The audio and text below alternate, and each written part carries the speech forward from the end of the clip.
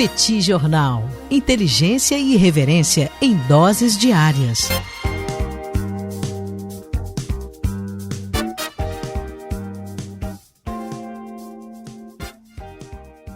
Olá, gente. Bem-vindos, bem-vindas ao Petit Jornal. Esse é o bate-papo número 980.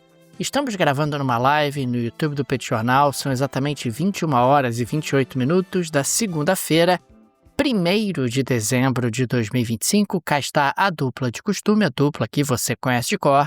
Tanguy, o Bagdadi animado, contente, preparado, revigorado, resiliente, retumbante, descansado, muito descansado, depois de um longo final de semana onde ele acabou descansando bastante. E tarifado, o segue tarifado o professor Bagdadi, embora muitas tarifas tenham sido removidas, algumas persistem. Temos também Daniel Souza, que é esse que vos fala. Ao longo dos próximos minutos, vamos repercutir os principais acontecimentos internacionais das últimas horas. Como vai, professor Bagdadi? Tudo bem? Vamos a isso. Tudo bem, Daniel Souza? Vamos lá para esse bate-papo 980. Um prazerzão estar aqui mais uma vez, pela segunda vez no dia, para a gente trazer aqui os acontecimentos, né, Daniel, dessa segunda-feira. Deixo as super boas-vindas a todo mundo que acompanha a gente pelo YouTube, nessa live que a gente faz aqui todos os dias, e todo mundo que acompanha a gente também pelo podcast. Um prazer que vocês estejam com a gente aqui mais uma vez. Daniel Souza, esse nosso primeiro bloco, né, a primeira parte do Petit Jornal, eu acho que é importante a gente dedicá-la à Ucrânia, né, enfim, a tentativa dos Estados Unidos de apresentar uma solução para a guerra envolvendo Rússia e Ucrânia e tal. E ao longo das últimas horas, né, acho que a gente pode colocar dessa forma, o Zelensky, ele está tentando de tudo quanto é jeito conseguir melhorar aquele acordo que foi proposto por Donald Trump. Donald Trump apresentou um plano de 28 pontos, muito no modelo que ele tinha apresentado lá para Gaza, né, que era um plano de 20 pontos. Para a Ucrânia, ele fez um plano de 28 pontos, que a gente trouxe aqui, né, Daniel, em detalhes, né, que é um plano que é claramente uma lista de desejos da Rússia, era exatamente o que a Rússia queria, o que a Rússia almejava, o que a Rússia desejava, estava tudo ali. Mas desde que começou a ser negociado, esse plano ele já foi até encurtado, né? Ele passou de 28 pontos para 19. E o Zelensky está tentando de tudo quanto é jeito mexer em mais detalhes desse acordo. Uma coisa que o Zelensky tentou fazer ao longo do dia de hoje, Daniel, foi exatamente se calcar no apoio dos países europeus.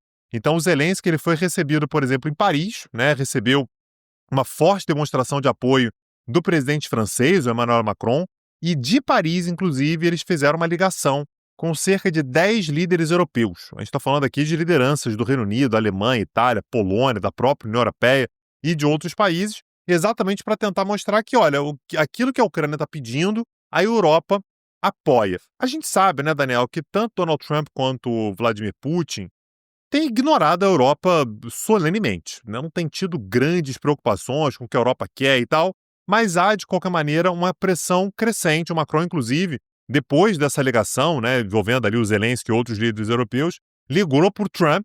A gente sabe que o Macron gosta de um telefone, né, Daniel Souza? Então pegou o telefone ali, ligou para o Trump e disse que apenas a Ucrânia pode decidir sobre os seus territórios. A Europa está desesperada com essa possibilidade de a Ucrânia ceder territórios e, portanto, a Rússia avançar mais para dentro do território ucraniano, né, e o precedente que isso pode abrir. E outra coisa que aconteceu ao longo do dia de hoje também, Daniel, e claro, está ligado, né, com essas conexões entre os Zelensky e os países europeus, é que nós tivemos mais algumas rodadas de conversas em torno desse plano de 28 pontos, né, que agora são 19 pontos, e que agora estão acontecendo na Flórida. Então, as conversas que aconteceram ao longo do dia de hoje, Daniel, aconteceram no resort Shell Bay, na Flórida, que são propriedade de ninguém menos que Steve Witkoff, que é o enviado de Donald Trump para a questão de Rússia e Ucrânia. Então, isso tem dado um alento para a Ucrânia, porque as conversas acontecerem na Flórida já passa uma imagem melhor do que aquela impressão que todo mundo tinha de que isso estava tudo sendo negociado em Moscou, né? Está sendo definido, desenhado em Moscou. Então, essas conversas que aconteceram hoje na Flórida envolveram os Estados Unidos e a Ucrânia. Então estava lá naturalmente o Witkoff, né, o dono da casa, e também o Marco Rubio, na tentativa de tentar aparar algumas arestas, o que dá para fazer, até onde que dá para chegar. E no meio da conversa, O Witkoff, inclusive, pediu licença educadamente a todo mundo, pegou o avião dele e foi para Moscou, né? E eu imagino o Zelensky, né, gelando da cabeça aos pés, né, que o Witkoff estava indo para Moscou. Tem muita gente, inclusive nos próprios Estados Unidos, que dizem que o Witkoff ele é meio vendido para a Rússia, tá? Que o que o Putin pede, o Witkoff atende e tal. Então, esse é o cenário que a gente tem, Daniel. O Trump ele chegou a dar, assim que ele apresentou aquele plano, o prazo até quinta-feira da semana passada para o Zelensky aceitar o acordo. Olha, só até quinta-feira, tem que aceitar e tudo. Mas, naturalmente, não aconteceu. O acordo ele não foi fechado, o acordo tem muita discussão ainda. E a gente sabe, Daniel, que quanto mais agradar ao Zelensky, mais vai desagradar ao Putin, tá? Então a gente tem que ver se vai se conseguir chegar a algum meio termo. A Ucrânia ela já está partindo da premissa de que ela vai se dar mal nisso, mas ela está tentando se dar menos mal. Só um último detalhe, quem vai acompanhar o Steve Witkoff nessa visita a Moscou é ninguém menos que Jared Kushner, que é genro de Donald Trump. Então tá lá, a própria família de Donald Trump está envolvida diretamente em negociações que vão acontecer na Rússia, né, diretamente com Vladimir Putin, Daniel. Aliás, ainda falando sobre Ucrânia, Tang, nós tivemos a queda do Yermak, que vem a ser justamente o chefe de gabinete do Zelensky. Ele era considerado o homem mais poderoso da Ucrânia, depois do próprio presidente, estava sempre ao seu lado, seja na recepção de autoridades, missões diplomáticas e negociações internacionais. Aliás, essa negociação de acordo de paz tinha justamente a presença dele. Ele era visto, inclusive, como um primeiro-ministro paralelo, com enorme poder sobre nomeações e decisões. Ele caiu depois de uma batida policial, né, de uma operação na residência dele, na casa dele, e essa operação é parte ali de um escândalo, de uma investigação de propinas no setor de energia, mais especificamente na empresa estatal de energia nuclear. Com isso, ele se tornou extremamente impopular, catalisava a insatisfação com erros do governo. Você teve ali uma pressão interna crescente, inclusive dentro do partido do Zelensky, e no exterior a sua imagem já estava bastante desgastada. Diante disso, ele acabou entregando o cargo no último dia 28, né, na sexta-feira, e ainda não está claro quem vai ser o seu substituto. Entre os ucranianos, a queda tem sido bem recebida, afinal, ele já era um nome malquisto junto à população, e claro que existe aí o copo meio cheio e o copo meio vazio. O copo meio cheio seria a demonstração de força das instituições ucranianas, incluindo aí aquelas que combatem a corrupção mesmo durante a guerra, e o copo meio vazio é a desconfiança sobre o próprio Zelensky, se ele sabia ou não dos esquemas, ainda mais vindo de alguém tão próximo de si, alguém que era considerado ali o seu braço direito. É importante acompanhar, Tanguy, porque, claro, o combate à corrupção é visto como central, inclusive, para a possibilidade, para as pretensões de adesão da Ucrânia à União Europeia, mas é ali também uma oportunidade de dizer, olha, nós estamos aqui combatendo a corrupção, estamos cortando na própria carne, estamos mostrando que as instituições ucranianas estão funcionando. Dentro de um contexto onde o Zelensky procura o apoio dos europeus, como você colocou há pouco, a demissão dele pode ser vista como um gesto de alguém que está bem intencionado ou de alguém que está fazendo força para combater corrupção, lembrando que a Ucrânia enfrentou ao longo dos últimos anos escândalos de corrupção, e a bem da verdade, na Rússia a gente não fica sabendo sobre esses escândalos porque na Rússia não se investiga como na Ucrânia, e consequentemente esse também acaba sendo um elemento que chama a atenção. Vamos ver como é que o Zelensky sai dessa, se ele consegue ali angariar algum apoio dos europeus, se ele consegue suportar a pressão dos Estados Unidos para esse acordo extremamente favorável à Rússia. E esses próximos dias vão ser definidores na história da Ucrânia e na própria história política do Zelensky. Uma coisa que a gente trouxe aqui há pouco tempo, inclusive, né, Daniel, foi aquele relatório da Comissão Europeia, né, um órgão da União Europeia, dizendo o que a Ucrânia precisava fazer para ter alguma esperança de entrar na União Europeia. E um dos pontos que estava lá era exatamente o combate à corrupção. Então, o Zelensky, no momento em que ele vê a situação na qual ele está, com essa perspectiva de um acordo que, como você disse, né, é absolutamente favorável à Rússia, ele precisa entrar na União Europeia. Entrar na União Europeia é o grande objetivo da Ucrânia nesse momento. Não vai conseguir entrar na OTAN, porque aparentemente essa vai ser uma das grandes travas. E para você ter esperança de entrar na União Europeia, não tem jeito. O combate à corrupção ele vai ter que acontecer. Então, o Yermak, ele é há muito tempo, né, Daniel? Desde antes da guerra, inclusive. É um cara muito próximo ao Zelensky, mas ele teve que cortar na carne, porque senão ia acabar colando a imagem de alguém que não está fazendo o suficiente e a própria União Europeia ia acabar ficando contra ele. Aliás, Daniel, o Yermak, ele era um cara que participava constantemente das negociações essas que acontecem majoritariamente em inglês. Por quê? Porque é a língua, é o globalês, né, Daniel? O inglês hoje é a língua global, né? Em qualquer lugar que você queira se comunicar e tal, tendo um bom nível de inglês, você vai conseguir se comunicar. Fica então, Daniel, a dica, se você precisa começar a estudar inglês, ou se você quer exercitar o seu inglês, desenferrujar o seu inglês, o Cambly é a melhor plataforma que você poderia querer.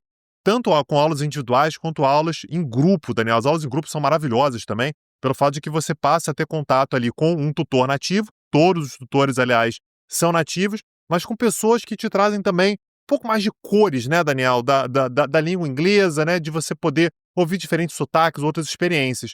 E se você perdeu a Black Week, não perde a oportunidade, porque agora nós estamos, essa semana agora, na Cyber Week. É só até essa sexta-feira. Não vai ser estendido, é só até sexta-feira, 60% de desconto e planos a partir de R$ 37,00 ao mês. Eu não estou falando R$ 37,00 por aula, R$ 37,00 ao mês. Mas é só até quinta-feira. Você utiliza o cupom CYBERPETIT, está tudo na descrição desse episódio, e utilizando o link que está na descrição desse episódio também, Daniel. E o Cambly tem uma super plataforma, gente. Você, inclusive, pode escolher o sotaque do professor que você quer fazer o seu treinamento em língua inglesa. Pode escolher o tema. Puxa, eu tenho aqui uma necessidade específica. Eu preciso ter conhecimentos técnicos na área X ou na área Y. O Cambly oferece esse tipo de customização, condições especialíssimas para os amigos e amigas do Petit Jornal. Link no descritivo. Clica, conheça o trabalho do Cambly. Tenho certeza que você vai gostar demais. Inglês é incontornável, seja para atividades profissionais, seja para atividades de lazer, de turismo, culturais. Então vale muito a pena aproveitar essa oportunidade. Daniel Souza, eu quero continuar falando sobre a Ucrânia. Não tem jeito, a gente tem que continuar falando sobre a Ucrânia. A Ucrânia, Daniel, fez um ataque com drones navais contra um terminal do Caspian Pipeline Consortium, que é o CPC, né, que é o consórcio do oleoduto do Cáspio, né, e que é um consórcio, né, que transporta, né, o petróleo que é extraído ali na região do Mar Cáspio para o Mar Negro, para do Mar Negro conseguir fazer o escoamento dessa produção para o mercado internacional. Naturalmente, o objetivo da Ucrânia é prejudicar a produção energética russa. É o grande motor da economia russa. Então, o raciocínio ucraniano é: vou bombardear, vou colocar pressão, vou trazer prejuízos para a Rússia e dessa maneira, portanto, a Rússia vai sofrer, vai sentir a pressão, vai ter maiores dificuldades econômicas e tudo. Qual o problema? O problema é que o CPC não é apenas da Rússia. Só para a gente ter uma ideia, Daniel, quem foi muito prejudicado por esse ataque específico que a Ucrânia fez no dia de ontem, né, esse ataque aconteceu no domingo, foi o Cazaquistão. Cazaquistão, Daniel, que é um país que tem naturalmente uma relação antiga, né, e estreita com a Rússia, foi parte da União Soviética e tal, assim como a Ucrânia, mas também não quer ter uma relação ruim com a Ucrânia. O Cazaquistão está ali, Daniel, tentando fazer negócios.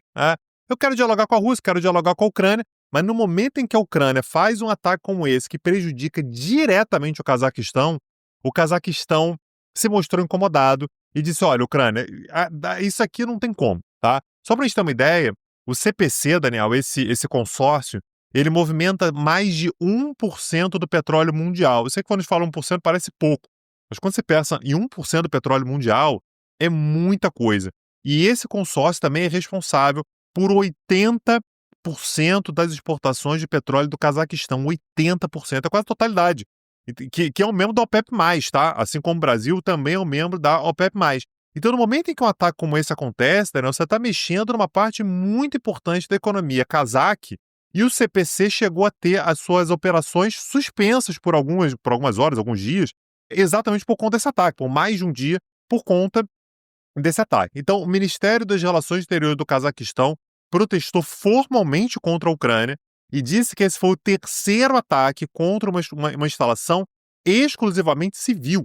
Aqui não tem nada de militar, a gente não tem nada a ver com a guerra, não tem nada a ver com isso. A gente precisa que Kiev pare de fazer esse tipo de ataque. E outra coisa interessante também, Daniel, é que o CPC, ele naturalmente tem uma parte que pertence a empresas russas, como a Lukoil, por exemplo, está lá, sediada em Moscou. Outra parte que pertence ao Cazaquistão, né, a uma empresa estatal cazaque, a Kazmunaygas, né, que está lá também. Então, por isso que o Cazaquistão, inclusive, reclamou. Mas outras empresas que administram ou que têm participação no CPC, Daniel, são a Chevron e a ExxonMobil, que são duas empresas dos Estados Unidos. Então, a Ucrânia, Daniel, no momento em que ela está meio que no desespero, porque ela está querendo mostrar que ela está viva militarmente, ela está fazendo determinados ataques mirando na Rússia, e claro que a Rússia acaba sendo prejudicada e tudo, mas outros países são ainda mais prejudicados do que a Rússia, como foi o caso do Cazaquistão. Repito, você está mexendo com um hub ali que representa 80% das exportações de um país grande como o Cazaquistão, que é um país que precisa muito do escoamento de petróleo. Então, a Ucrânia, Daniel, é importante ela ficar de olho, porque lutar contra a Rússia não pode permitir que a Ucrânia também fique sem os apoios regionais na Europa. Então, por isso que ela tem que combater corrupção, ela tem que ficar de olho, inclusive, nas boas relações que ela possa manter com outros países da região, Daniel. Tem trazendo algumas atualizações do golpe que aconteceu na semana passada em Guiné-Bissau. No dia de hoje, uma delegação da Comunidade Econômica dos Estados da África Ocidental chegou a Bissau, a capital do país, para negociar com os militares a restauração da ordem constitucional. A missão é liderada por Julius Maada Bio, que é o presidente de Serra Leoa, que é o atual chair, o atual presidente da Comunidade Econômica dos Estados da África Ocidental. É importante registrar que desde semana passada a junta militar proibiu todas as manifestações, greves e quaisquer atividades consideradas ameaça à estabilidade do país, acabou realizando a reabertura obrigatória de ministérios e instituições públicas, acabou instalando um governo militar de transição por um ano, nomeou o general Horta como líder do governo militar, formou um novo gabinete de 28 membros, em sua maioria membros ali desse novo regime, se é que a gente pode colocar nesses termos. 3 dias, relembrando o que aconteceu na semana passada, após a eleição presidencial altamente contestada por ambos os lados, nós tivemos aí a ocorrência de um golpe. É importante também registrar que a Comunidade Econômica dos Estados Africanos Ocidentais, da África Ocidental, suspendeu a Guiné-Bissau de todos os seus órgãos decisórios, com o objetivo de pressionar pela restauração do governo constitucional e também garantir o restabelecimento das liberdades civis. O governo da Nigéria, por exemplo, afirmou que há uma ameaça, inclusive, ao equilíbrio regional e que, consequentemente, a democracia precisa ser restabelecida. A ONU, através do secretário-geral Guterres, condenou o golpe e diz que o golpe viola a vontade popular expressa nas eleições de 23 de novembro e ele classificou esse golpe como absolutamente inaceitável. O fato é que a gente está falando aqui de um golpe militar num país lusófono, num país de língua portuguesa, membro da comunidade dos países de língua portuguesa, e uma vez mais o continente africano dá sinais de uma organização interna, de uma institucionalidade interna, que não é a primeira vez que acontece. Você, quando tem golpes de Estado como esse, que aconteceu na semana passada na Guiné-Bissau, a tendência natural dos países africanos, inicialmente em grupos subregionais, e depois isso pode ser ampliado para a União Africana, é pressionar pelo restabelecimento da democracia, pelo restabelecimento de alguma normalidade do ponto de vista eleitoral. Não é nem o primeiro, nem o segundo, nem o terceiro, nem o quarto exemplo onde você tem no continente africano esse esforço de amadurecimento institucional, esse esforço de amadurecimento organizacional também das organizações africanas.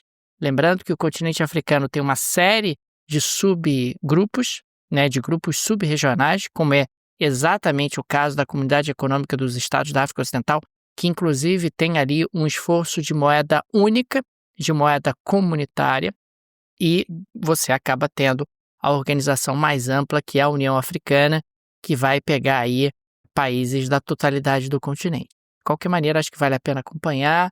Há muita preocupação ali no oeste da África e caso essa situação não se resolva, certamente isso vai subir para instâncias como é o caso da União Africana. Daniel, como próxima pauta, eu queria trazer um tema que tem um quesinho de geleia da Shakira, tá? Mas eu não vou gastar uma geleia, não. Eu vou trazer isso aqui como uma pauta regular, que foi o que aconteceu na prefeitura de Saint-Étienne, na França, né? A cidade de Saint-Étienne é uma cidade média, né, na França, cerca de 180 mil pessoas, e o Gaël Perdriau, né, que é o prefeito da cidade, foi condenado a 5 anos de prisão, sendo 4 anos em regime fechado, além de 5 anos de ineligibilidade. E eu queria trazer o contexto, né, que parece uma série, né, de um streaming qualquer, do que levou esse cara à prisão. O caso, né, que levou, portanto, a esse cenário atual, né, ele é o atual prefeito, tá, Daniel? Então ele de prefeito ele foi preso, né? Como prefeito ele foi preso. O caso remonta ao ano de 2014, quando esse prefeito, Perdriau, recém-eleito, temia a possibilidade de uma certa ascensão do seu vice. Quantas vezes a gente já viu isso, né, Daniel? Então você tem o prefeito que está preocupado, o vice-prefeito ali, de repente ganhar popularidade e tal. O nome desse vice-prefeito é Gilles Artigue. E isso acabou se tornando, portanto, uma certa rivalidade interna. O que o prefeito fez foi armar uma arapuca, Daniel, para o seu vice-prefeito, perdão. E no momento que eles estavam em Paris, para alguma agenda que eles tinham em Paris, ele contratou um garoto de programa para realizar uma massagem erótica no vice-prefeito. Então ele ficou ali no quarto durante algum tempo e depois ofereceu de presente isso para ele. Levou o garoto de programa e falou assim, eu tenho que sair, e saiu, né? E deixou o garoto de programa lá com o vice-prefeito e com tudo sendo gravado com câmeras ocultas. Isso foi feito, Daniel, porque o vice-prefeito, Gilles Artigue, ele tinha posições conservadoras, ele era contra o casamento gay, ele alegava ali convicções religiosas e tal. Então aquilo que estava sendo gravado atingia diretamente todo o discurso que o vice-prefeito tinha. Esse caso, né, na verdade, a existência dessa gravação foi conhecida pelo vice-prefeito alguns anos depois, 2 ou 3 anos depois, quando o vice-prefeito começou a ser chantageado. Olha, só pra você saber, eu tenho essa fita aqui, você se liga, não sei o quê, porque coisas ruins podem acontecer com você, o que levou, portanto, a um caso de depressão profunda por parte do vice-prefeito. Esse caso acabou sendo divulgado por uma mídia investigativa francesa chamada Mediapart e que veio à tona e, portanto, acabou levando à prisão do atual prefeito. Isso veio à tona principalmente porque o vice-prefeito, aí a grande reviravolta da coisa, conseguiu gravar uma reunião, o áudio de uma reunião em que ele era chantageado. Então, Daniel, é inteligência contra inteligência o tempo todo, tudo isso numa pequena prefeitura francesa em Saint-Étienne, que levou, portanto, em primeiro lugar, né, o Gaël Perdriau a perder a sua prefeitura e ser preso, e o seu vice-prefeito, que até outro dia tinha um discurso extremamente moralista, contra casamento gay e tal, até que, de uma certa maneira, admitir tudo o que aconteceu, não tem jeito, né? Grande mudança acontecendo na pequena cidade de Saint-Étienne, Daniel. Rapaz, que Game of Thrones esse aí, hein, Tanguy? Pois Meu Deus do céu. Que loucura, hein? Gravações. Pô, aí vai lá, contrata um garoto de programa, oferece ao vice-prefeito. Que loucura isso aí, Tanguy. Agora, diante disso, não nos resta outra coisa a não ser avançar para a geleia da Shakira de hoje. Vamos a isso, É Tanguy. apenas uma continuidade, né, Daniel? Vamos continuar nesse clima geleístico, né? Segue aí, Daniel, o que você traz? Tanguy, hoje nós precisamos por uma questão de coerência, trazer atualizações de uma personagem recorrente, uma personagem habitué desse quadro aqui do Petit Jornal, que é a doutora Alina Habba. O que aconteceu? No dia de hoje, a Corte de Apelações dos Estados Unidos decidiu que a doutora Alina Habba, ex-advogada pessoal de Donald Trump, estava servindo ilegalmente, eu disse ilegalmente, como procuradora federal do estado de Nova Jersey. A administração Trump tentou instalá-la sem confirmação do Senado, usando uma brecha para colocá-la como acting, como interina. A Corte considerou que a manobra violou, o Federal Vacancies Reform Act, a lei que regula nomeações temporárias para cargos que exigem confirmação do Senado. Um colegiado, liderado pelo juiz Michael Fisher, concluiu que a Casa Branca tentou burlar as barreiras legais e políticas e usurpar processos constitucionais de nomeação ao instalar a sua indicada sem aprovação do Senado. O governo Trump havia nomeado Habba para o cargo, mas a indicação tinha sido rejeitada a nível distrital, a nível local. Mesmo assim, ela foi colocada como interina, o que o tribunal entendeu como desvio da lei. É uma perseguição sistemática à doutora Alina Habba. Ama, viola a lei, azar da lei. Doutora Alina Habba teria que ter espaço aqui no Petit Jornal, teria que ter um brilhantinho. Opa, que eu derrubei tudo aqui.